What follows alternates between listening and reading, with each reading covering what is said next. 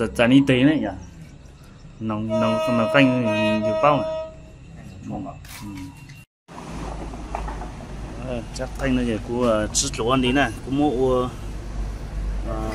tao có lỗ cổ ha, của tao cũng chỉnh lại cho sau chắc anh thì của một thay cho tụi không gì tỏ cốc hành này, có bằng sao, giờ lúc giảm của cái chó đây để như này, của tao cũng chỉnh lại thì của cho các chó tua này. Cho nó chọn nó lúc giả tay cho không gì sắc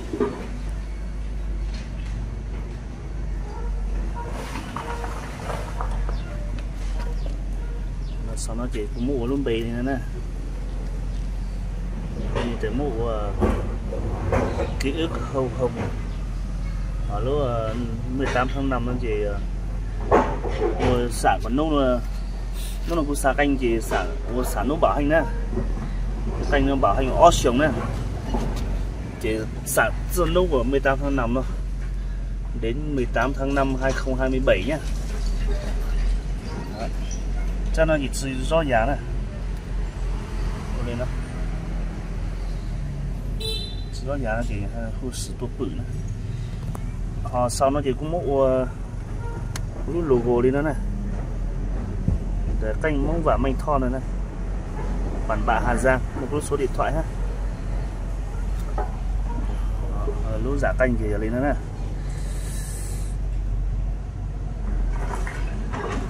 Ok, tự nhiên cho tủ thì cũng mua khứ được cũng mua sang mình cho tủ không duy nhớ tỏ có phanh tàu ono thì chỉ giải tàu này, sang rào hàng ngành thì ono thì giải tàu này. Ok, cái sừng rất lên là chỉ sang yêu canh nữa mà hú tôi cú nè, lúc cha này để chạy yêu canh các gọi về cô là sừng gió giống nè. Ok, cái sừng rất lên nè.